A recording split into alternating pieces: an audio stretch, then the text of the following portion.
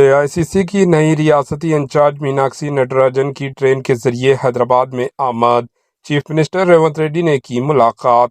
AICC کی نئی ریاستی انچارج میناکشی نٹراجن آج ٹرین کے ذریعے حیدرآباد پہنچی۔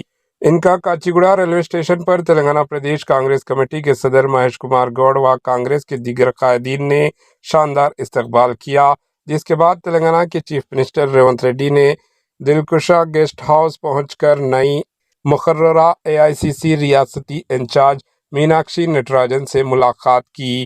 اس موقع پر وزیر پونم پربھاکر، کنڈا سریکھا، مہیش کمار گوڑ و دیگر بھی موجود تھے۔ Bureau report, AHN news.